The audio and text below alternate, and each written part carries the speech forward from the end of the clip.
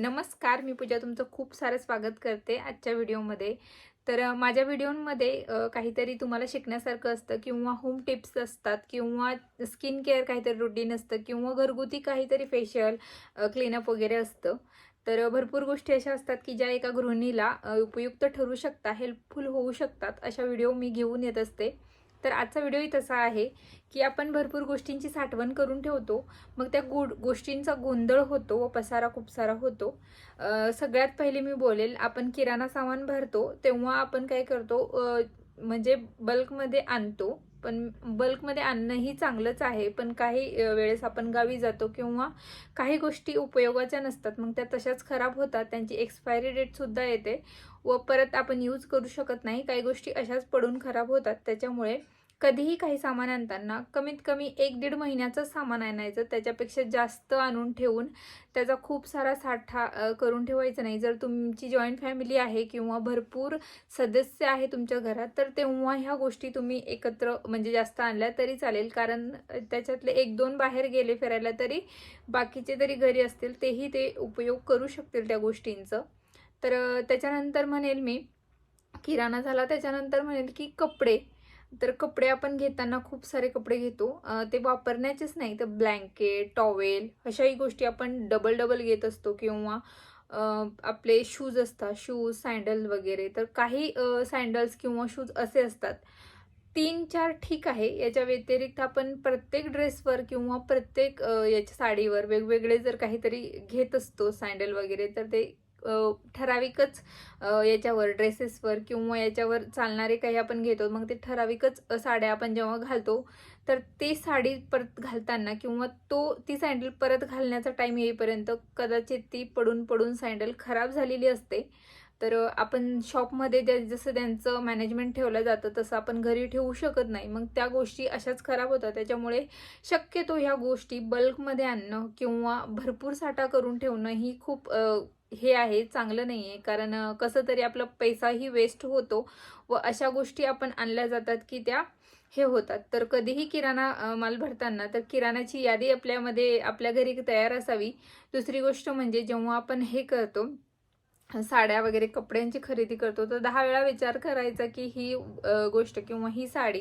आता साड्या घेतल्या की ऑफकोर्स लेडीज वापरतात, पण काही कपडे किंवा काही ड्रेसेस असे असतात की आपण वर्षानुवर्ष ठेवलेले असतात, तर कदाचित कोणाला तरी देऊन टाकायचे, कारण त्यांच्याही उपयोगाला होईल.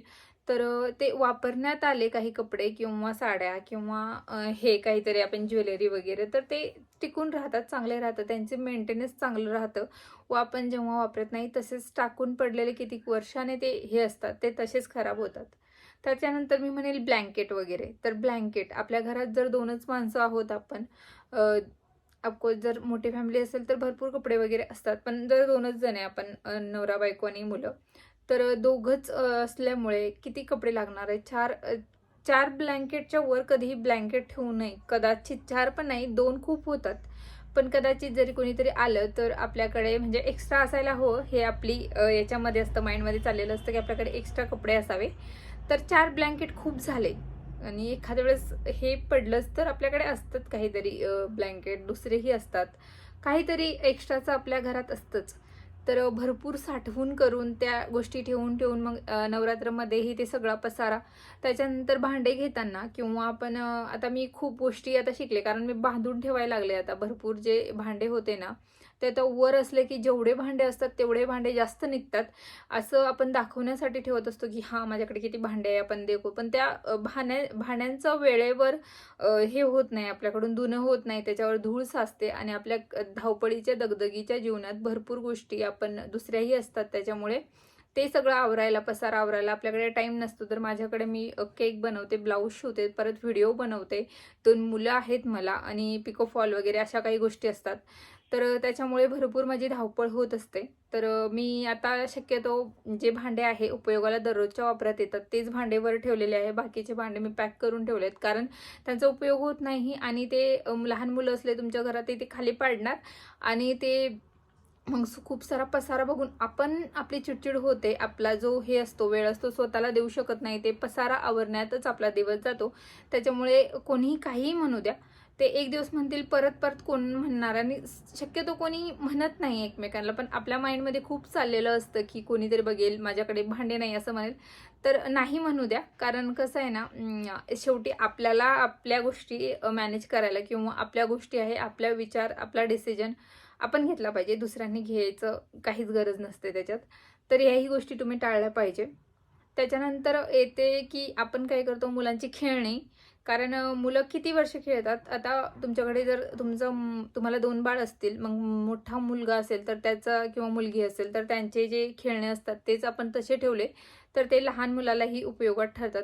तसंच मोठ्या मुलाचे जॉकेट्स, त्याचे टी-शर्ट, स्वेटर वगैरे आपण लहान मुलाला घालू शकतो. तर ह्याही गोष्टी जपून ठेवल्या तर छान होतं.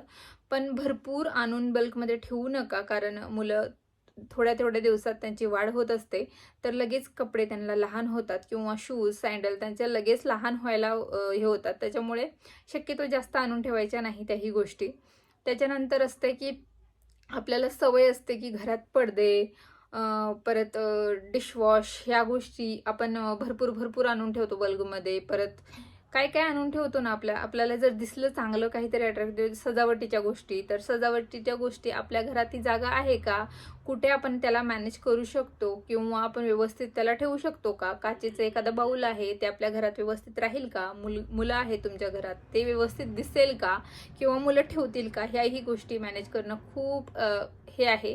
कारण ज्यांच्या घरात मुलं आहे त्यांच्या घरात कंटिन्यू पसारा होत असतो, आणि लहान मुलं असते की मग ते आवरायला पण घेत नाही. मोठे जरा झाले की त्यांना मग त्यांचं जसं त्यांनी पसारा केलाय तसं ते आवरायलाही घेतात, पण लहान मुलं आवरायला घेत नाही. त्याच्यामुळे घरात खूप सारा पसारा पडला असतो. माझ्या घरात कंटिन्यू म्हणजे 2 तास झाले की काही ना काही सांडलेलं पडलेलं, एखादा डाग पडलेलं, मग त्याच्यामुळे चिडचिड होते.